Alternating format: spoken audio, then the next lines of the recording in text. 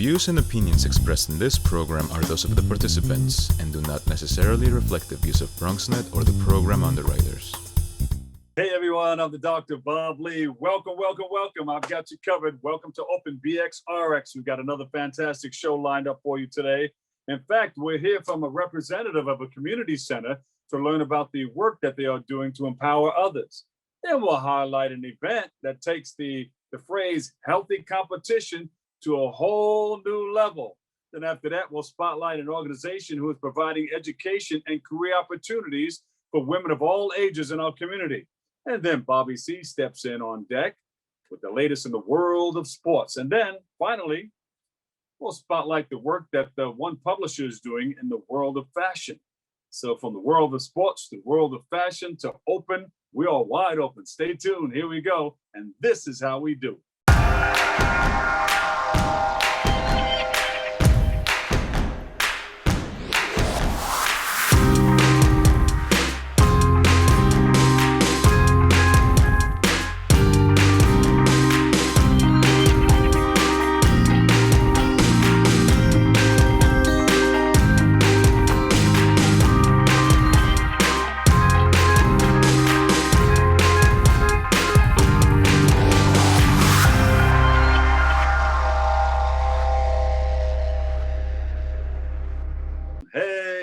How you feeling? Here we go again. I'm the Dr. Bob Lee, and I'm your host, and you're watching Open.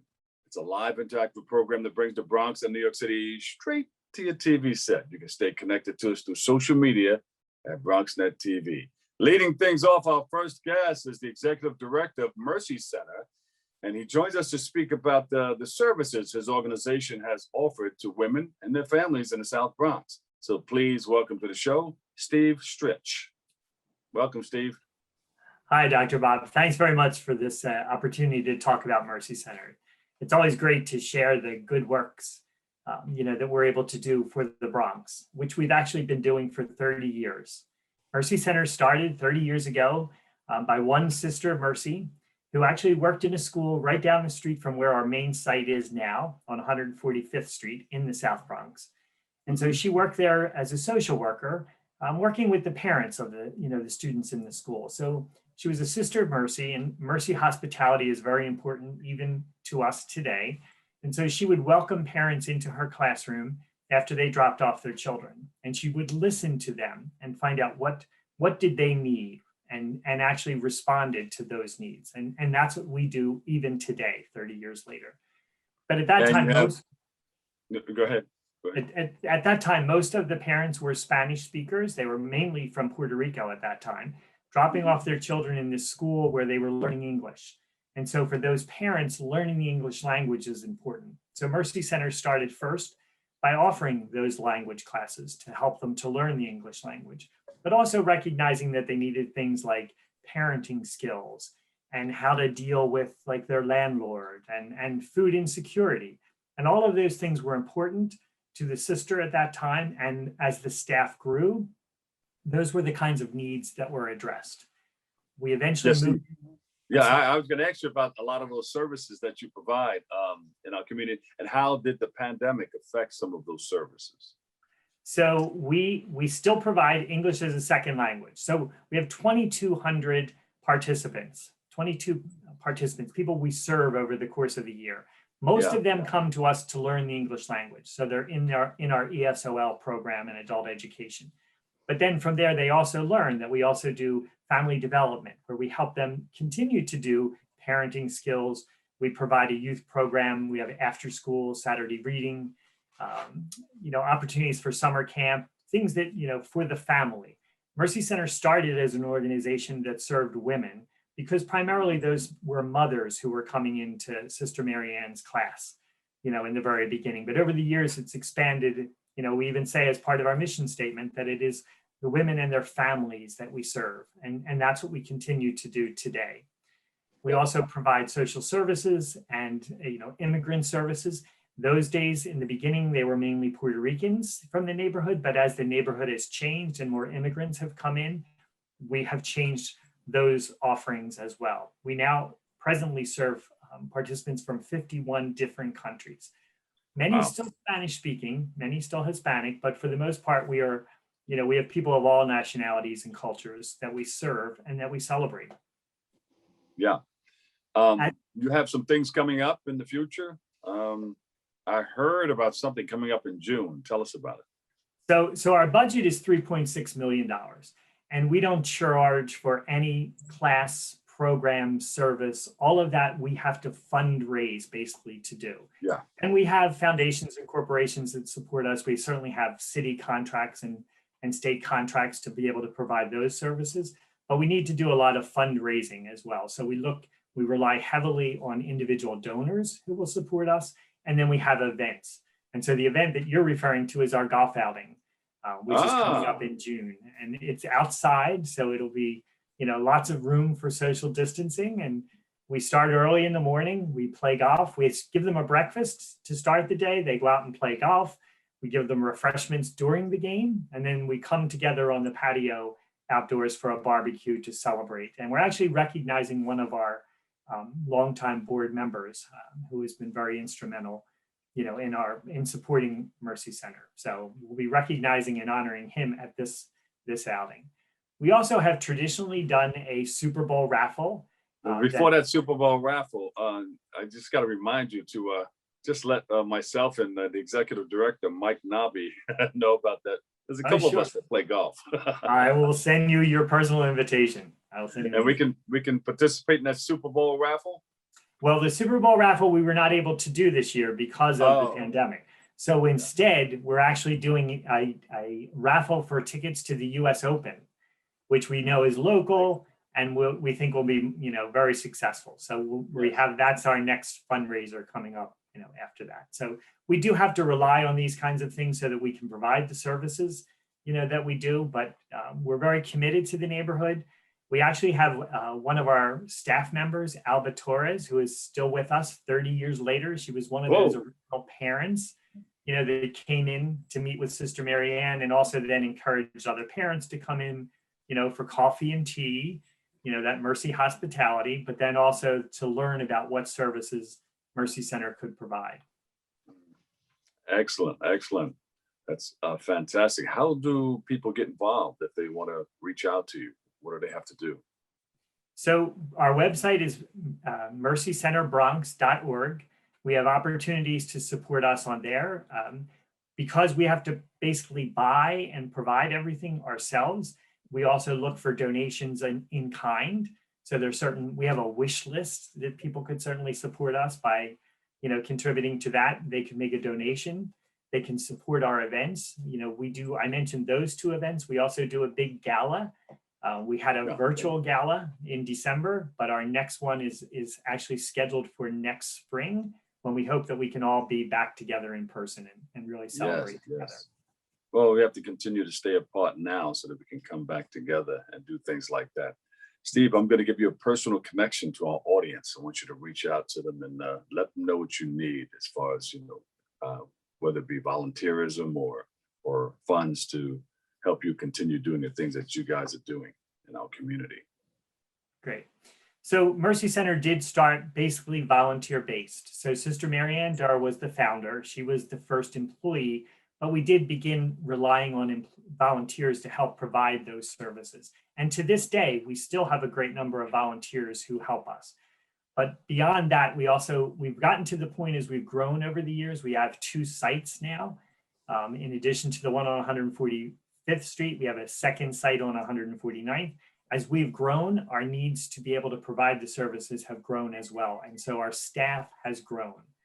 And we're almost up to 50 people now. So we've had to rely more heavily on staff in addition to the volunteers. And our staff have grown. We're almost at 50 at this point. So that means providing salaries and benefits and all for up to 50 people. So we really do need financial support. So any of your listeners, your viewers who would like to support us, I encourage them to go to our website, mercycenterbronx.org, and learn about us, click on the donate button, and we would be very grateful for any support that you could give.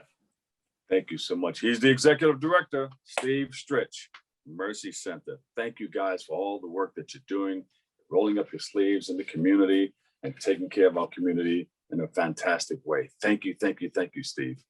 Thank you, Bob. All right. We'll take a break right here. We've got more open on the way next.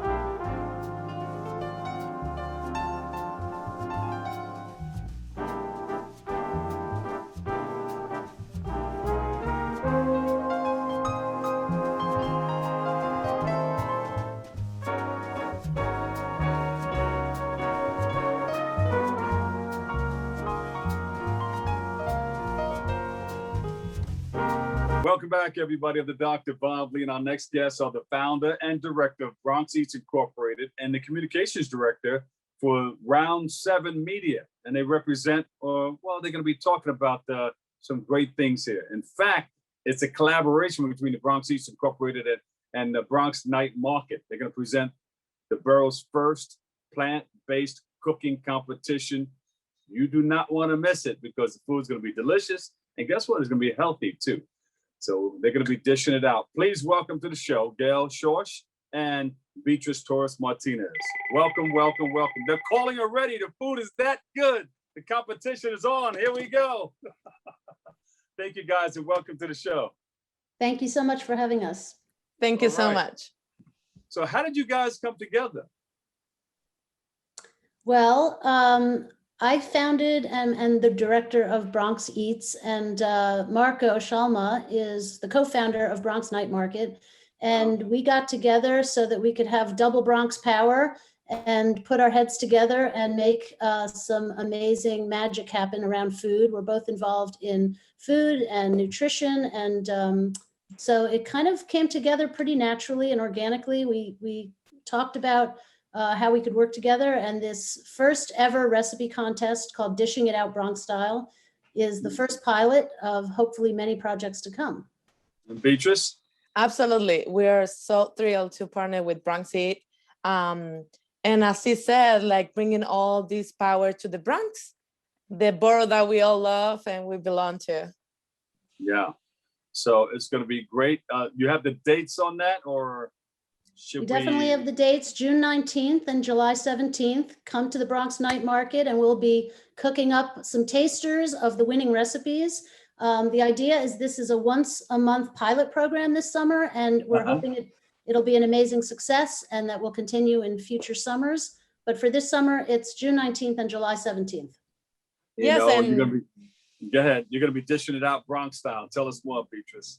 No, I just wanted to say that today, the 10th is the last day to apply for your winning recipe, and the 17th will be announcing the winners of this pilot project.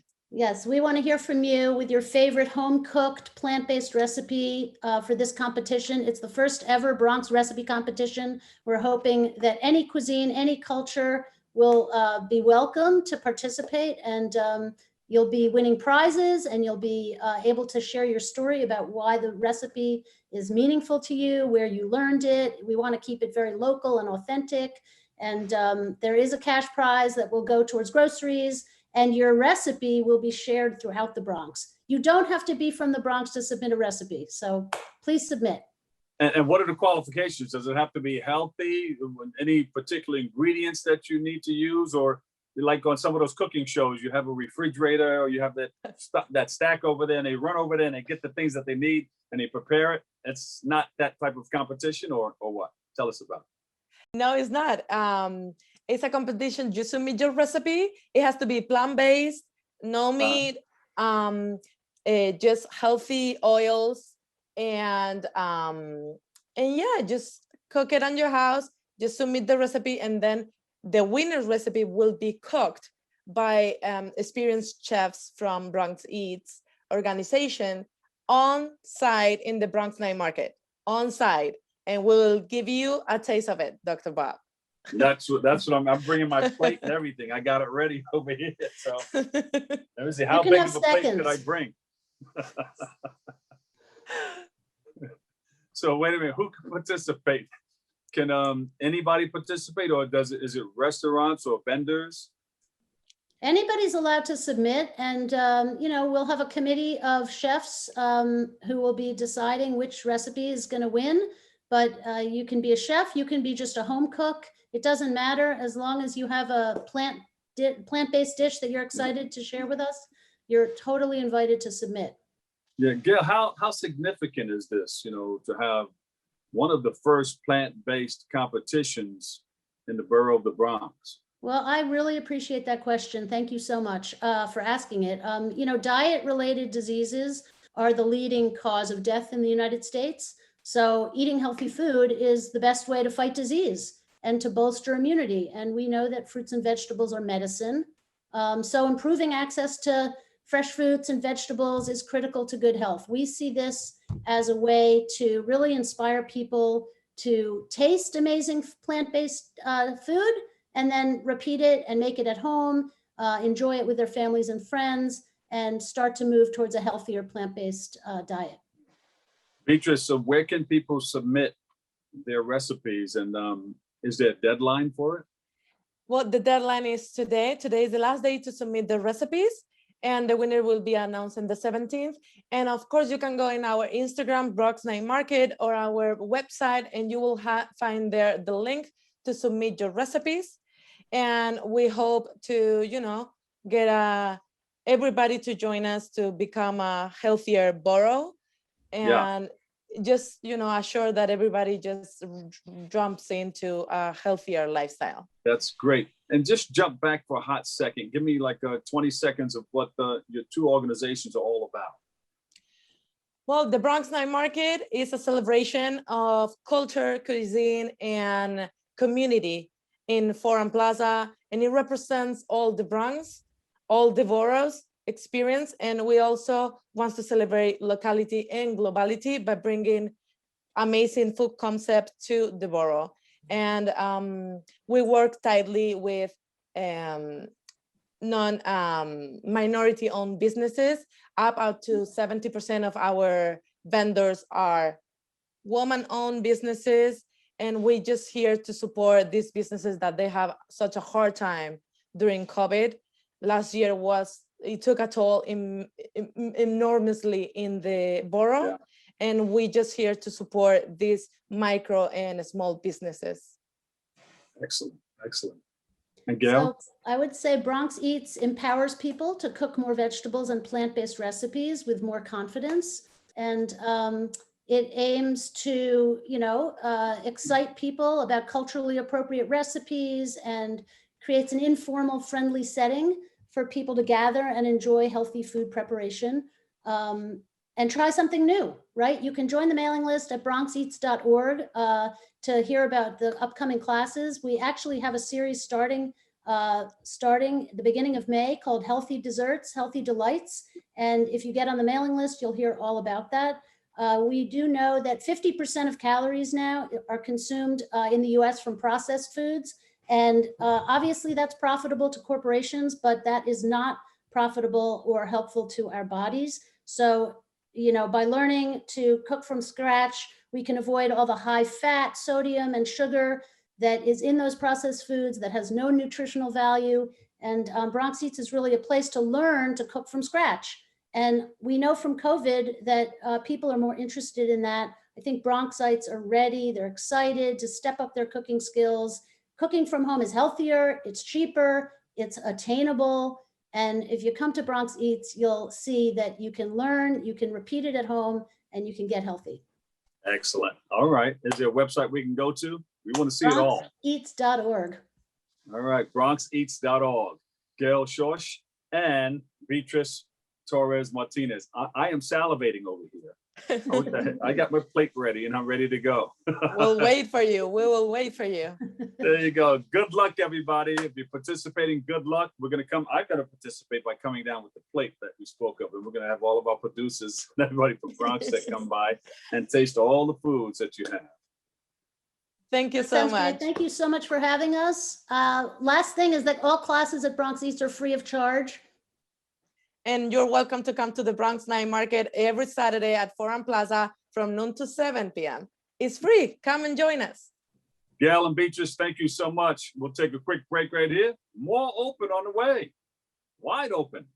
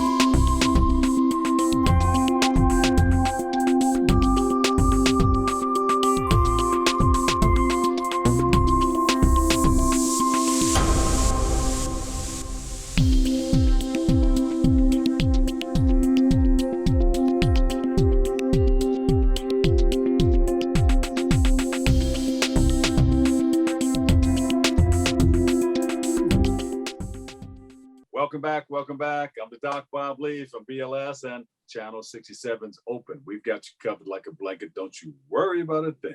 Our next guests are Executive Director and High School Equivalency Program Instructor at Grace Outreach. And they join us today to speak about their organization's work providing higher education. Let's go a little higher. Can we take it higher? Higher education for low-income women. Please welcome to the show, Danae McLeod and Zaukema Blanding. Welcome, welcome, welcome. Thanks so much. Now, you guys have gotten together and you put together this group, or you work for the organization, Grace Outreach. Tell us about how it came together and what you're doing for the wonderful people in our community and our students. Sure. So I'll kind of tell you our history, and then I'll pass it over to Ziki to talk about the many different roles she's played. We've been around since 2004. Yeah. Grace Outreach is an education center in the South Bronx, and the work that we do started as GED, and we've developed since then in relation to what our students need. They say that they want to get ready for college. Great, we're going to help them get ready for college. They want help with job support. We do that now too. So since 2004, we've been doing GED. It's now a much more difficult test. It's called the TASC test. harder to take, harder to pass. And then we do college preparation support and job and vocational training support. So our primary goal is really to work with women from the stage of not having a high school equivalency credential onward until we're helping them attain more financial security for themselves and for their families. Yeah, and that task is difficult, but you guys make it easier because you bring everybody, you guide everybody through it, right? That's why we have our star instructor and math director here, Zaukema Blanding. Ladies and gentlemen, here she is, Zaukema Blanding. Yeah, I mean, teaching our students is really a joy. It is truly a joy. I started teaching adults in 1999, which, as Danae was saying, was the GED test back then. And I never stopped because I simply love and adore my students. And I tell them that all the time. You know, they're what keeps me work and so positive and enjoying what I do. And we're just here to help our students to move forward in life. And typically that first step they need to moving on to, as Danae was saying, to college or to a better job and financial independence is that high school diploma. And it's a tough task, right? Pun intended. It's a tough task, pun intended. You know, it's a test assessing their secondary completion. So it is literally an exam that says you could have also graduated from high school. And yeah. It's real. It's real. You can take that diploma and move on and do whatever you want to in life. So, but you take them all the way through it. You help them get their GED, and then you have the follow-up, right? You get them into wherever they want to go after the GED or into college or the workforce. Yeah. Tell us about that follow-up and some of the other programs that you have. So our second step programming is we have a college prep program. We start talking to women as soon as they join us about going to college, since a lot of the women that we work with are going to be first generation college students and don't necessarily have a solid standing in what it's going to cost, where they can go, how easy it is to apply. We primarily work with City University, New York. So in our college program, we walk people through the different steps of applying to college, taking tours. Now it's virtual tours. Applying for financial aid, that's the FAFSA. It trips a lot of people up because there are a lot of different ins and outs. And then we start thinking about the types of choices you want to make as you're jumping into college in terms of career pathways.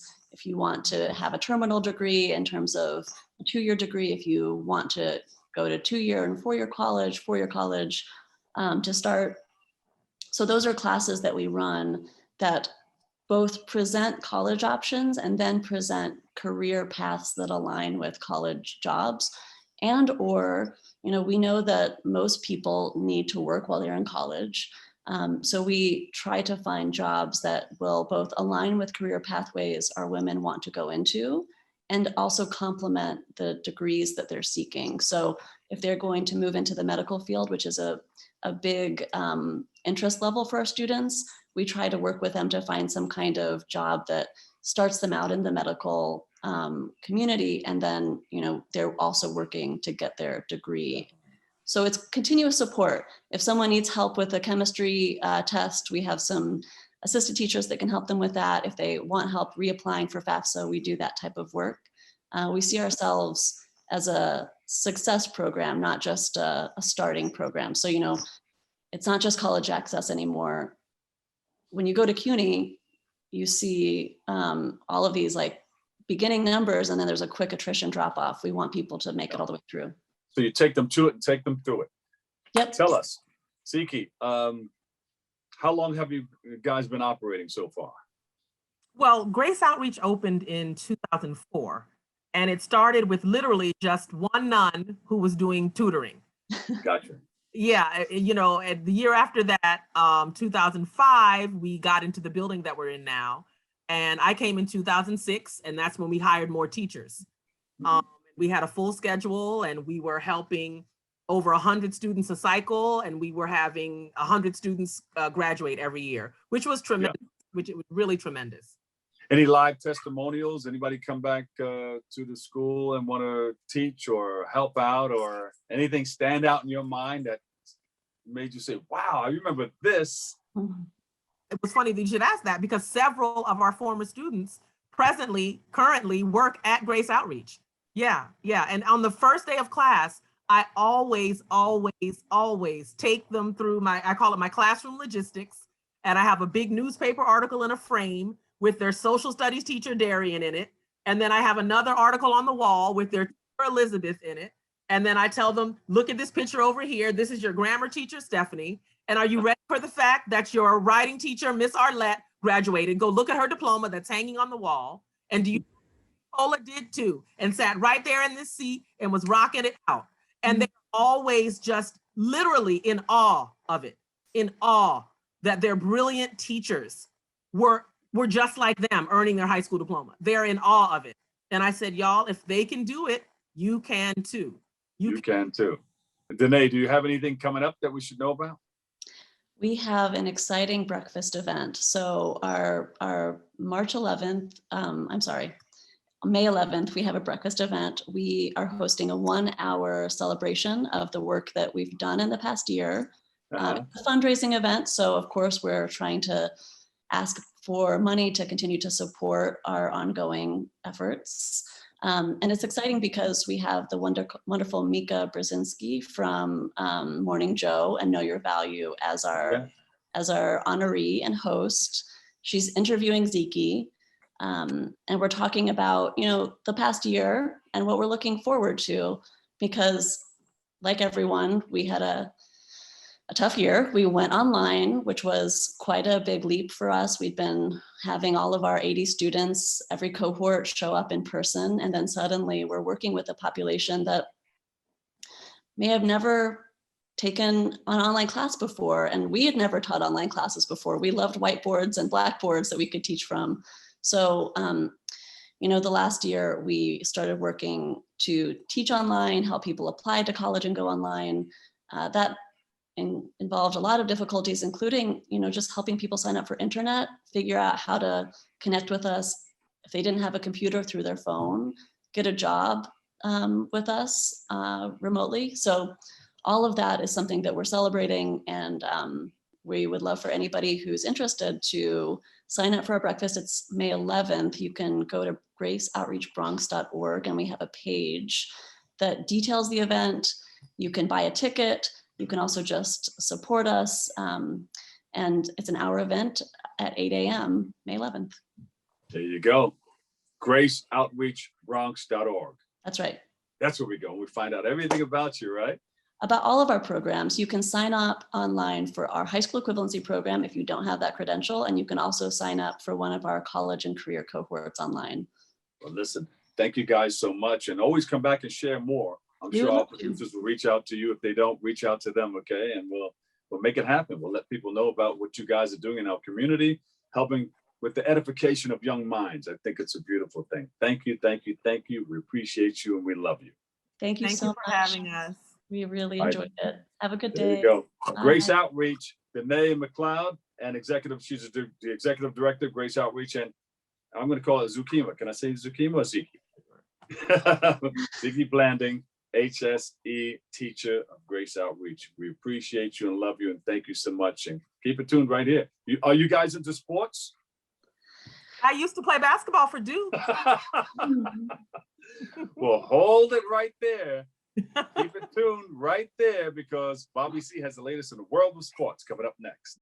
The Morris Heights Health Center on Burnside Avenue has been key in hosting COVID-19 vaccination pop-up sites throughout District 16, represented by Councilmember Vanessa Gibson, and located among some of the hardest hit neighborhoods citywide by the contagion. This comes as eligibility requirements have expanded to include adults 16 or older. We've done outreach to the residents of Butler, Webster, Morris 1, Morris 2, all of Claremont Village, Robert Fulton Terrace, because we want to remind people that it's important to get the vaccination, to get the vaccine to protect you and your family. And we've been able to register hundreds of people from all over the Bronx. With shipments of anywhere between 300 to as many as 1,000 each week, healthcare workers have been able to reach a new demographic that relies heavily on social media to research the Pfizer, Johnson & Johnson, and Moderna COVID-19 vaccines.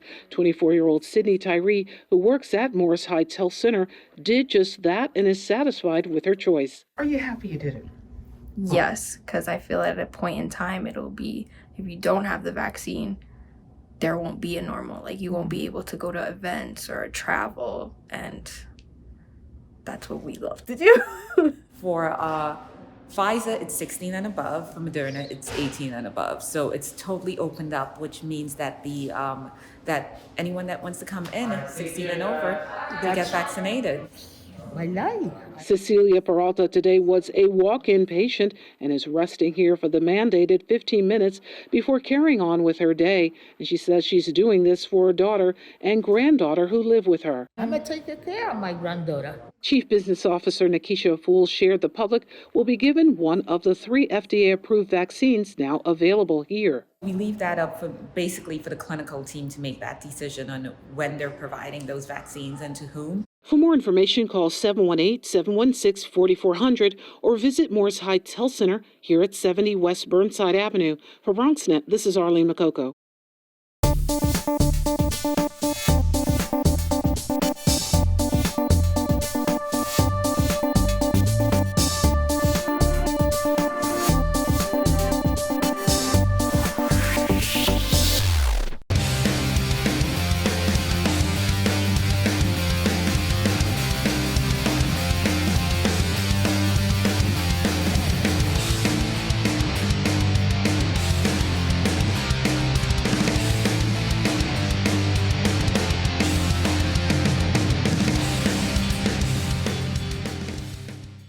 Sir Jackie Stewart won 3 Formula One titles in his illustrious motor racing career. When he walked away in his prime at age 34, he held the then record 27 Grand Prix victories. Since then, he has been just as successful as a team owner and a businessman, among many other projects. And today, he's still racing, except it is to champion a different cause. Sir Jackie joins us on Central European Summertime, the wonderful world of Zoom. Thank you so much for joining us to discuss your career and the race against dementia. Well, thank you very much for having me. I'm sorry to get you up so early. No, not at all, Jackie. Never too early for you. Well, I've been spending most of my life in time zones. So the world that I've lived in, particularly in my motorsporting career, of course, was traveling around the world. And then my relationships. I notice you've got my Sports Illustrated Sportsman of the Year one there. You know, when I was working with ABC's Wide World of Sports with Roone Arledge and Jim McKay and all these great guys, you know, I was with Goodyear, I was with Elf Aquitaine, I was with Ford Motor Company. So they had me jumping around like I don't know what. You know, it was a pretty colorful business. Yes, you crossed the Atlantic 186 times in 1971. That's right. 1970. Yeah, that's exactly right. And 26 of those were Concorde. I used to use the Concorde going from London to America, but getting it back from America to London, it was better to go on the night flight because you lost a full day in the Concorde, even because of the time change going from New York into the UK.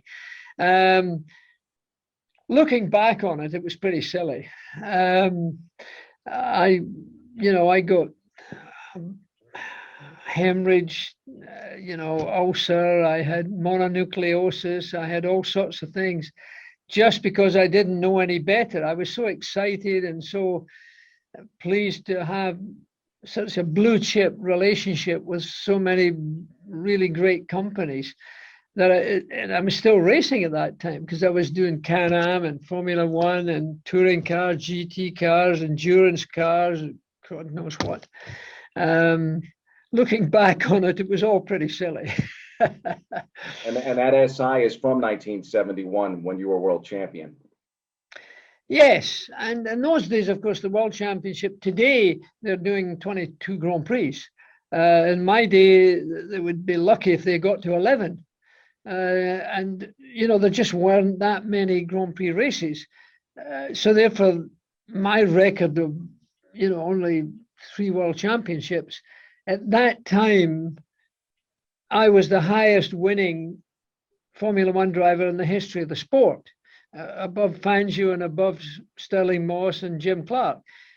But now Lewis Hamilton, for example, is winning 22 or 3 Grand Prix because there's so many of them over his, well, I mean more than that, over his complete career.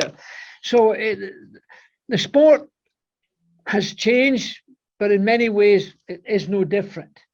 They're still traveling a lot. They don't do as much promotional work as we did in our day.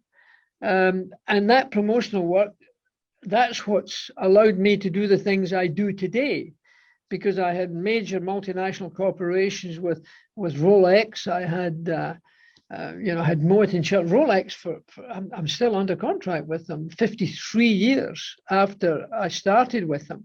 Moet and Chandon, 52 years. Long-term relationships are kind of my speciality. I've been married for a long time too. I mean, 57 years, I think it is.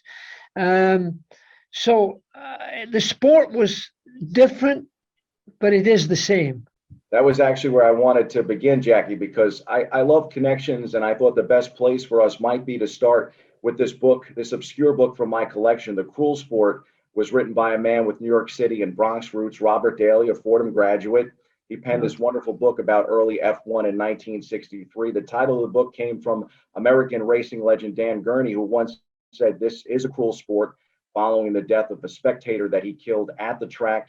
You almost died in a crash at Spa in 1966. You were rescued by fellow drivers Graham Hill and Bob Bondurant.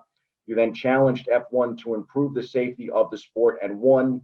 At the time, you said a driver who raced 5 years had a 2/3 chance of being killed in a crash. With that being said, Sir Jackie, is there any way to compare your era to today's Formula One? How hard was it to be an F1 driver back then? I think today it still is colorful, it still is exciting, it still is motivating, it's still as global, because even though we didn't have as many Grand Prix events, people like Ford and Goodyear and Elf had me running around the world. I think when I won the World Championship, I think the first time I went 3 trips around the world. One with Elf Aquitaine, the French fuel company at that time, Goodyear and Ford, because they all had, Goodyear, for example, in these later years, they had great rubber farms, whether it was India or Indonesia, whether it was Thailand or somewhere else. I mean, the Middle East, the Far East, the Australias, the New Zealands, Panama, for God's sake, I went to. I mean, it's this size Panama in comparison, but they sell tires there. So therefore, in those days, there's much more of that going on than it is today. The driver appearances are considerably less, but that's why I, for example, won the American Sportsman of the Year, because I was with ABC's World of Sports while I was still winning Grand Prix. So I lived in a very unusual period. I count myself very lucky. It was this way back. A lot of the people that are going to be viewing you, weren't alive then, but it was the swinging 60s and 70s, Carnaby Street and the Beatles and the Rolling Stones, and Frank Sinatra would come and Elizabeth Taylor would come to the Monaco Grand Prix, David Niven, all these big names of the movies in those days. And I tell everybody, the swinging 60s were the best years ever. That's when motor racing was dangerous and sex was safe. Yeah, Jackie, you won those titles in 69, 71, and 73. And, obviously, as you mentioned, pretty much a true gladiator for that period. What was it like to live in that era, to be a star of the 60s and 70s? Very glamorous. Really glamorous. The Monaco Grand Prix, we had the Princess Grace, for goodness sake. There's nothing more glamorous than that.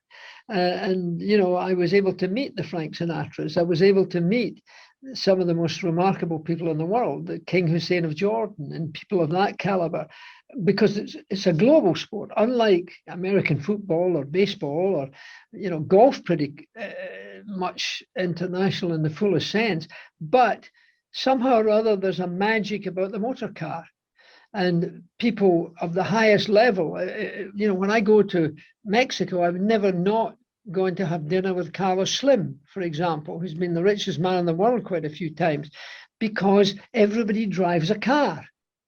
You know, there's a magic about that, which other sports, they're not going to be baseball players and they're not going to be football players either, or soccer players.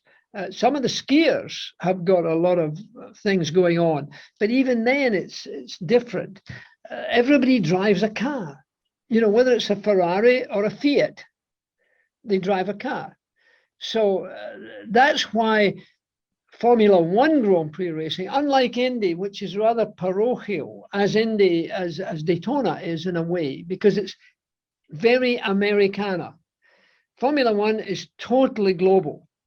So, and that means that the major multinational corporations, such as I mentioned earlier, you know, like the Rolex watch I'm wearing now, they're major players on the global world. And likewise, the tire manufacturers or the fuel and oil manufacturers and people like the Mercedes-Benz and the Renaults and all of those, still Ferrari is still probably the best known car for sport. And even on the road, you know, you go into the deepest Africa and you see a Massa warrior and you mention Ferrari, he'll know what it is almost. You know, it's amazing how big it is. That was part one of our interview with the legendary Sir Jackie Stewart. Tune in Friday morning for part two with the three-time Formula One champion.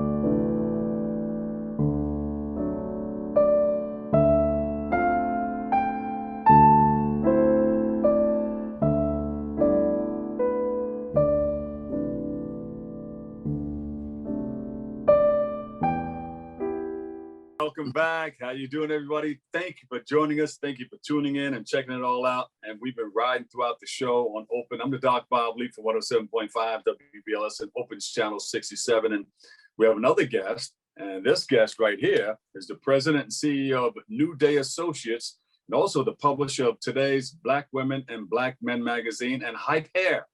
Joins us today to speak about the work that his organization is doing in our community and in the fashion industry, and to promote their new, it's a fantastic gala that's getting ready to come up. I say new because everything is virtual, so we'll see what's happening with that. So please welcome to the show, John Blassingame. John, welcome, welcome, welcome. Well, thank you, Bob, and thank you for having me. You know, I've known you for many years and know the great book that you came out with, and also being on WBLS, and you're doing a fantastic job, and congratulations again, Doctor.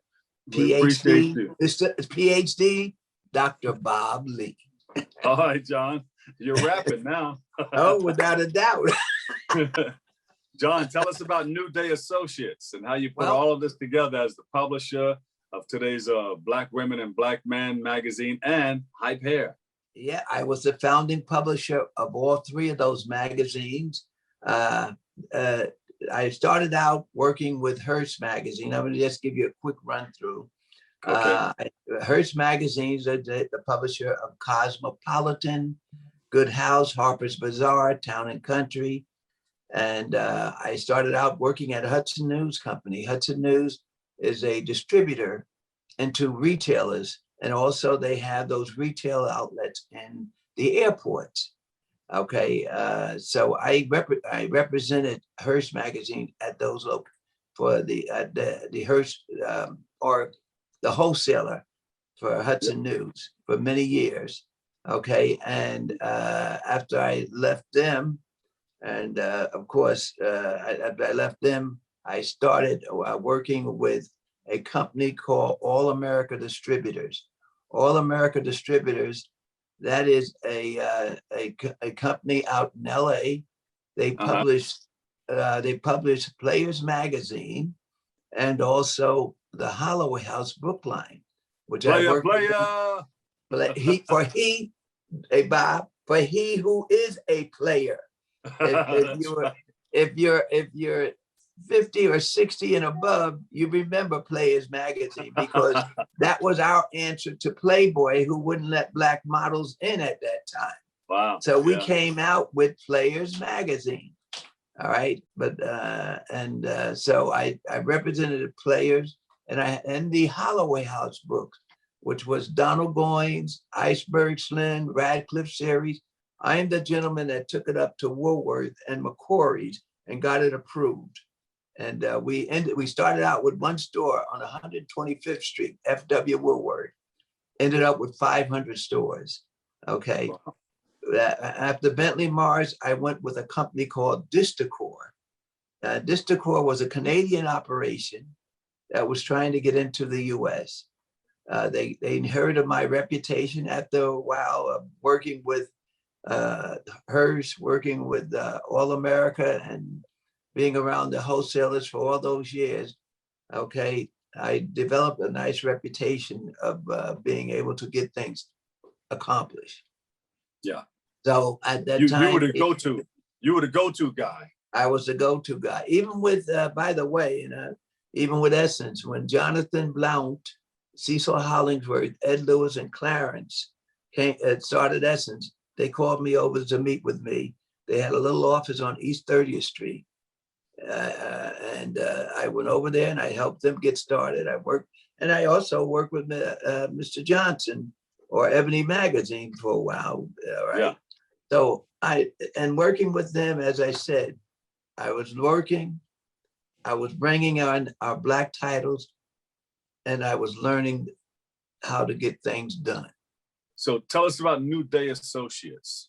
Okay, New Day Associates, when I left Distacor, there was a lot of titles that I brought to Distacor, and they came with me to start New Day Associates. Along with them, I had other titles that came on. Okay. Yeah. And so you pulled everybody with you. You said, come on, this is the way to go. Let's go. Distacor, it's got to go. New Day is coming on. Yeah. And that's what I did. So when bringing them on, I brought those titles. We did one heck of a job with those titles. Other titles came on with me, and that was New Day. So now with New Day, we need to raise money. We need money. So you have a gala coming up. Talking about it. Oh yes, All-Star Fashion Weekend. This is All-Star Fashion Weekend, which will take place. And by the way, this is 41 years of producing shows and etc. We will have this event May 22nd and 23rd at the Marriott Hotel, One Hotel Road in Newark, New Jersey. Oh, so this is not virtual. People coming out. They are physically coming out. I know you heard, Bob, but the governor just gave us 50%. All right, so you can do 50%, but you still want the mask and you still want the social distance. There will be temperatures checked, and they have to wear the mask. And you still want the hand sanitizer. And we have the hand sanitizers, okay, and checking the temperatures before they enter the ballroom. Good, good. Okay, so what's going to happen? What's going to happen in there? Well, we have on Saturday night, we have our featured designer, which were designers from all over the country, and artist showcase, which are artists from all over the country. They'll be performing. I know Sandra DaCosta is going to put some artists in there from the Bouillon Foundation, right? Oh, we talked to Sandra about that already. And so, as I said, we invited people like Sandra, Jimmy Kane from the Wu-Tang, Bernard Bronner from Bronner Brothers and Upscale. We have a few of our new magazines coming out. Media Made, the hip hop magazine. We have Lovely Lady, the Lovely Lady magazine, and a women empowerment magazine called Bully Magazine. So we have a magazine from that I work with, okay, that'll be coming out. And also we have a new magazine, which is a very nice high in fashion magazine, similar to a Cosmo, and a Black man is publishing it, called Alpha. Yes, and it's called Alpha Magazine. So we look forward to Saturday, May 22nd and Sunday, May 23rd for the All-Star Fashion Weekend, a place to be. If you want to be somewhere, if you want to be somewhere. There you go. Where can we go to see this? Is it on the website somewhere? Yeah, it is on my Instagram, which is New Day Associates, or my John Blassingame New Day Associates on Facebook. All right. Thank you so much. Yeah. Go ahead. And Bob, well, I don't know what your schedule is like. I'd love to see your face in the place. I may bring a sound system down there and do some music alongside the band, or when the band. Well, hey, whatever's clever. We'll talk more about that. But John, thank you so much. John Blassingame, magazine publisher, doing his thing. He's the president and CEO, New Day Associates. We love you. Thank you. Thank you for all that you're doing. Well, love you back, Bob. Love you back. And just keep on doing what you're doing. You're doing a great job at it. John, thank you so much. Unfortunately, that's all the time we have for today's show. I want to thank you and our guests for joining us, and you, our viewers, for tuning in and checking it all out. You can stay with us, BronxNet TV, for continued coverage. For all of us here at BronxNet, have a great and enjoyable day. And always remember, what you are is God's gift to you, and what you make of yourself is your gift to God. So choose your choice. Let your choice control the chooser. And remember, whether you say you can or you can't, either way, you're right. I'm the Dr. Bob Lee. I'll catch you another day, another way. I'll see you over 107.5 WBLS. I love you all. Peace.